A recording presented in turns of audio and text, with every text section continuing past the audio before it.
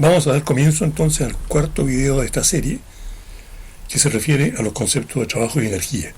Ahora, si nosotros echamos un vistazo a la estructura del curso que nosotros definimos al principio, en la primera semana de clases, vemos que ya a esta altura hemos introducido los conceptos fundamentales de vectores, desplazamiento y posición, y luego pasamos a la teoría que explica por qué las cosas se mueven, la teoría de la fuerza, ¿cierto? Y ahora entonces vamos a entrar en una nueva manera de pensar los fenómenos a través del concepto de energía. Y vamos a hacer esto reexaminando el movimiento, pensando en los cambios de energía como la causa de los movimientos más que como debidos a las fuerzas. Entonces vamos a dedicar a esta tarea 4 semanas, y las últimas 2 semanas vamos a aprovechar para aplicar estas ideas a los fenómenos eléctricos. Y más adelante en el curso vamos entonces a usar estos conceptos para comprender la teoría eléctrica fundamental y los fenómenos, algunos fenómenos relacionados con los fluidos, con lo cual completaremos el curso. Entonces, partimos este trabajo hablando del concepto de trabajo. Cuando nosotros decimos que un objeto acelera, lo atribuimos a que hay un conjunto de fuerzas que actúan sobre él de tal forma, ¿no es cierto?, que cambian su estado de velocidad. Y ahora entonces, como decía antes, vamos a usar esta misma estructura de conceptos pero para construir una teoría más general, la teoría de la energía. Y para esto comenzamos con el concepto de trabajo. Todos tenemos la experiencia de que mover un mueble pesado, mover una silla, levantarse desde la posición supina, subir 5 pisos a pie, todo cuesta trabajo, todo requiere un esfuerzo. Y este esfuerzo que hacemos, por ejemplo, cuando desplazamos un mueble, es proporcional a 2 cosas. Es proporcional a la fuerza que tenemos que hacer. No es lo mismo mover un mueble muy pesado que uno liviano, y es proporcional al desplazamiento que esta fuerza hace. No es lo mismo empujar un mueble 10 metros que 10 centímetros, ni es lo mismo subir un piso que subir 6 pisos. Entonces en física se define el trabajo W hecho sobre un objeto, por ejemplo este sofá, como el producto de la fuerza que uno hace sobre el objeto y el desplazamiento que el objeto sufre. En este caso, el desplazamiento del sofá. La unidad de trabajo entonces es el newton metro, generalmente conocido como el joule, que vamos a escribir con la letra J. El trabajo es un escalar, así que no tenemos que definir direcciones ni sentido cuando hablemos de trabajo. Ahora, ¿cómo trabajamos con el trabajo? Esta es la definición de trabajo, y esta definición se puede reescribir matemáticamente de otra manera debido a las propiedades de este producto punto. Se puede reescribir de esta manera. El trabajo es igual a la magnitud de la fuerza multiplicada por la magnitud del desplazamiento, y eso multiplicado por el coseno del ángulo entre ambos vectores. Entonces, por ejemplo, aquí yo tengo una situación, hay un objeto que sufre la acción de una fuerza, y como resultado de esa acción, el objeto se desplaza en esta dirección. Entonces, el ángulo que aparece acá se refiere al ángulo entre ambos vectores. ¿Okay? Entonces, la forma en que calculemos el trabajo va a depender de si la fuerza coincide con el desplazamiento, de si la fuerza está en ángulo con el desplazamiento como acá, de si la fuerza está al revés del desplazamiento o al perpendicular, y vamos a ver eso ahora rápidamente. El primer caso, el trabajo más simple, el trabajo causado por una fuerza que se da en la misma dirección que el desplazamiento. Por ejemplo, acá tengo una superficie, encima de él hay una caja, y hay una fuerza entonces que hace que, una fuerza horizontal, que hace que el objeto se desplace sobre esta superficie. Esta es la ecuación que vamos a usar siempre, y en este caso, yo puedo escribir vectorialmente esta situación. Ahí tengo el vector fuerza, acá está el vector desplazamiento, y entonces el ángulo entre ambos vectores es 0, por lo tanto el coseno de 0 es 1.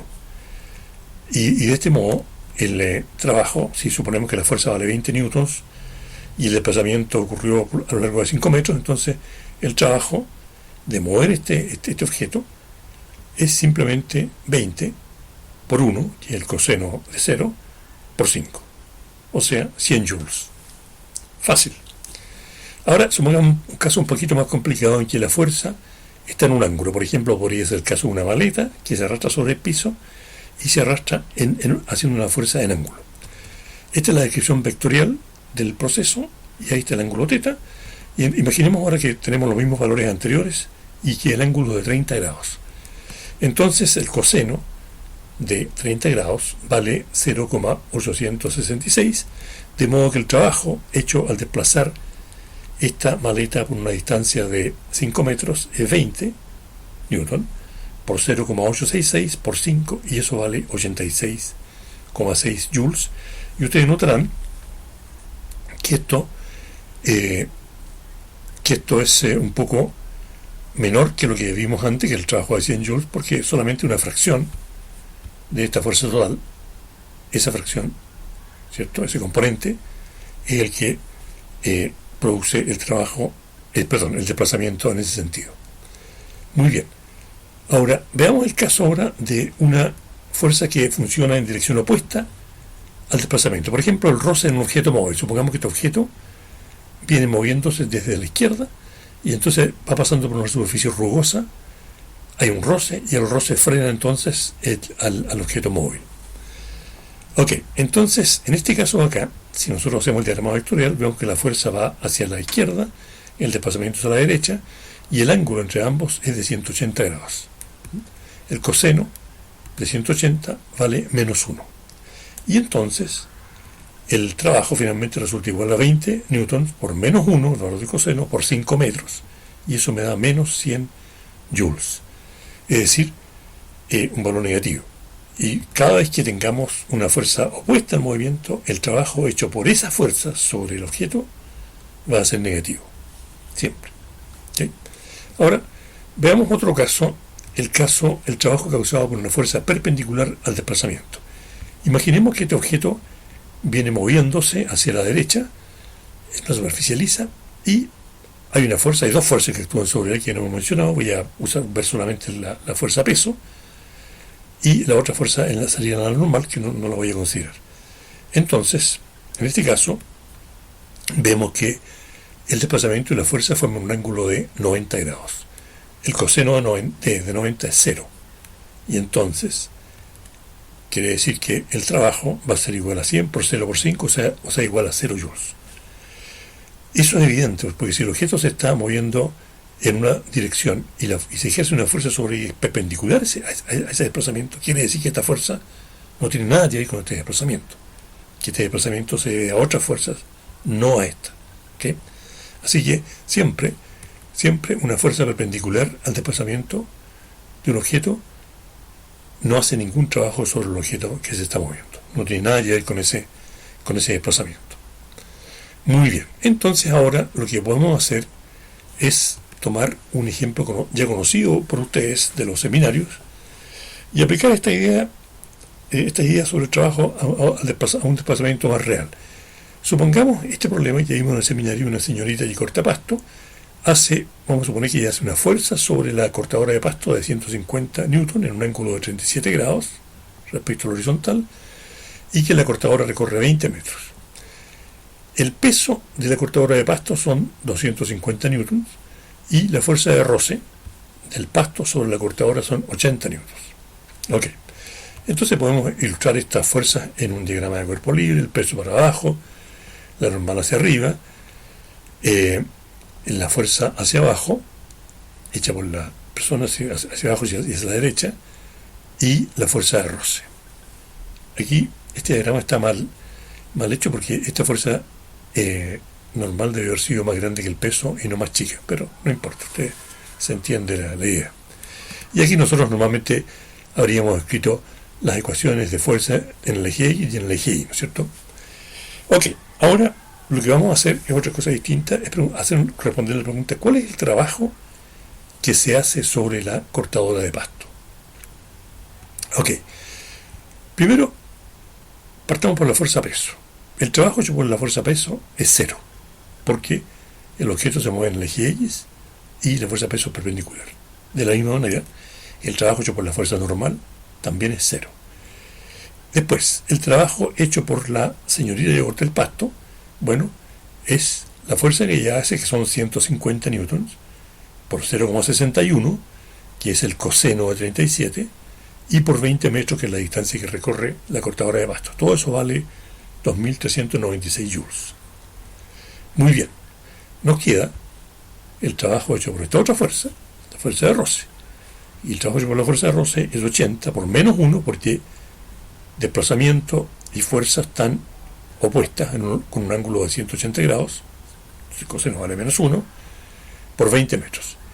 Y el trabajo entonces hecho por esa fuerza es de menos 1.600 joules.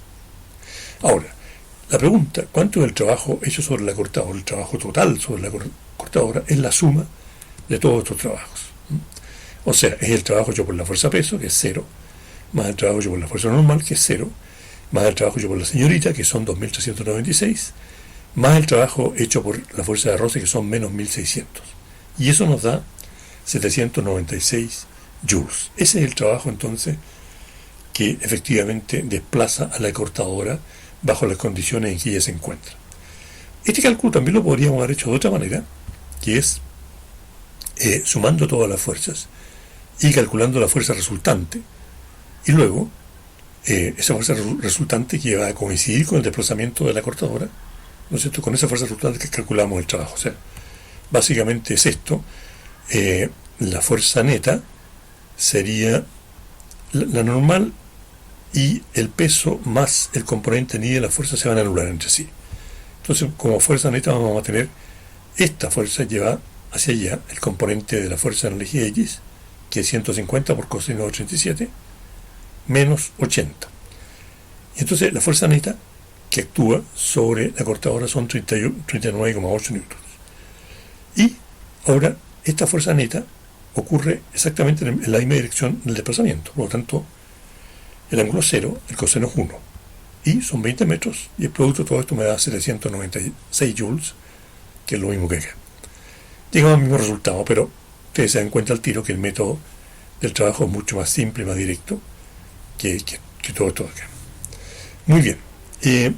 Ahora, nosotros podemos preguntarnos ¿cuál es la relación que existe entre la velocidad que alcanza el objeto y el trabajo que se hace? Porque el problema es el siguiente. Hemos dicho, tenemos una superficie, hay un objeto, sobre este objeto se hace una fuerza y el objeto se desplaza. Bueno, pero si hay una fuerza, va a haber una aceleración.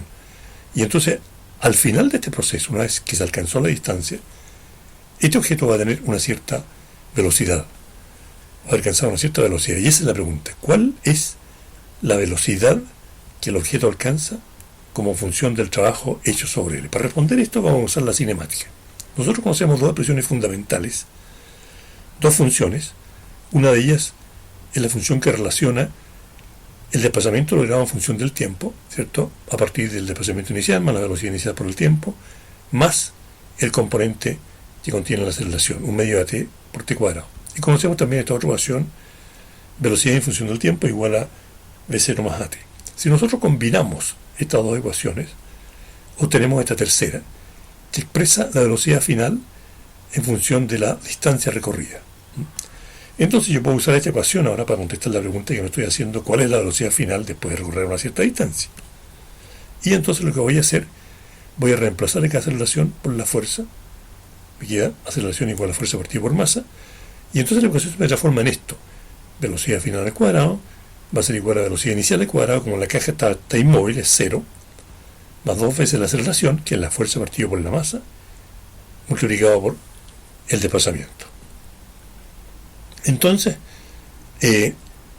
lo que yo puedo hacer ahora es rearreglar esta ecuación de esta manera, pasando hacia la izquierda el 2 y la masa. Entonces me queda esta ecuación.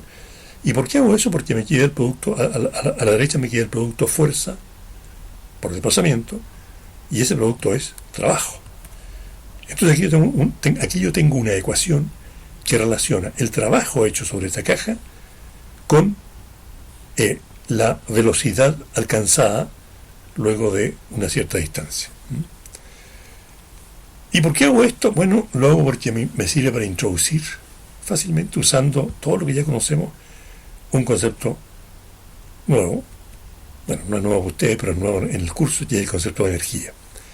Energía es simplemente la capacidad de realizar un trabajo. Eso.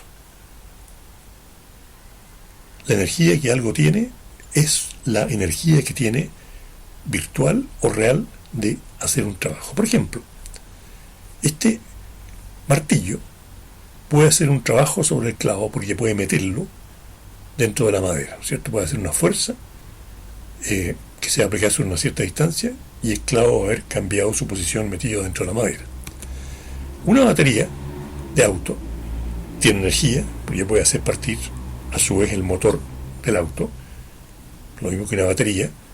Esta batería de 9 volts puede servir para hacer funcionar equipos electrónicos.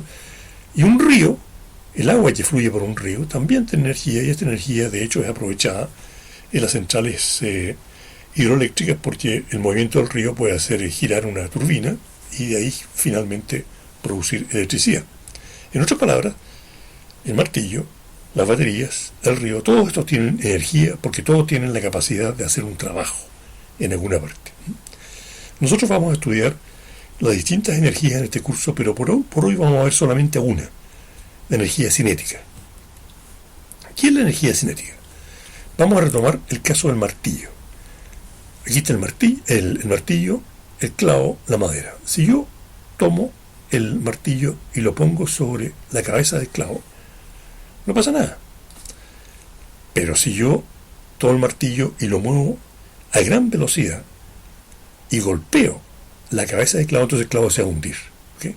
Y en otras palabras, el martillo en movimiento tiene energía, tiene la capacidad de hacer trabajo, tiene la capacidad de hundir el clavo en la madera. Y esa capacidad la tiene por el solo hecho de moverse. ¿Se fijan? Entonces, lo que yo hago acá es hacer un trabajo sobre el martillo, aplico una fuerza con mi brazo rápidamente y lo acelero por una cierta distancia d. Y entonces el martillo adquiere una cierta velocidad, que es la velocidad que tiene justo antes de golpear el clavo. Y este término, entonces todo el trabajo que yo hice, F por D, y la energía entonces que el clavo tiene, que acumuló por el hecho de que yo lo haya movido a gran velocidad, es esta energía. Y eso nos permite entonces definir la energía cinética. La energía cinética se define de esta manera. K, la energía cinética, es un medio de la masa de un objeto multiplicado por su velocidad al cuadrado. Y de nuevo, como dijo, la energía cinética es la energía que un objeto tiene por el mero hecho de moverse. La unidad de energía cinética de todas las energías es el joule, y también la energía cinética es un escalar. Muy bien. Entonces vamos a ilustrar estas ideas con un ejemplo y vamos a seguir. Momento, nos falta algo muy importante. La relación entonces entre el trabajo y el cambio de energía cinética se ilustra en esta ecuación W igual a delta K, que es una ecuación fundamental, que se conoce como el teorema de trabajo-energía. Y esta ecuación lo que nos dice la ecuación es que cuando yo cambio el estado de movimiento, o sea, la energía cinética de un cuerpo, eso lo tengo que hacer a expensas de realizar un trabajo sobre él. O sea, la energía cinética de un objeto cualquiera no va a cambiar sola, va a cambiar porque sobre ese objeto ocurre un trabajo. Por ejemplo, si yo lanzo un libro sobre una mesa, de modo que el libro se deslice sobre la mesa, en algún momento el roce va a detener al libro. Entonces va a haber un cambio en la energía cinética del libro. Partió con una energía cinética determinada y termina con una energía cinética cero cuando el libro se detiene.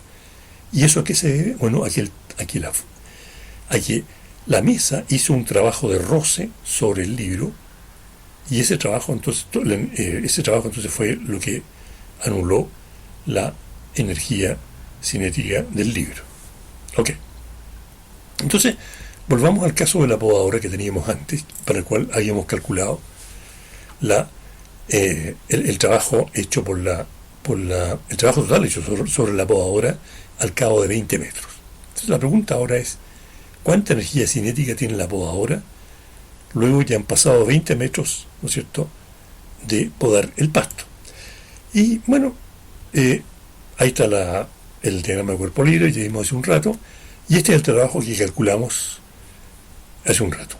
Igual el trabajo de desplazar 20 metros a la podadora son 796 joules. Pero ahora sabemos que este mismo trabajo equivale al cambio de energía cinética que sufrió la podadora.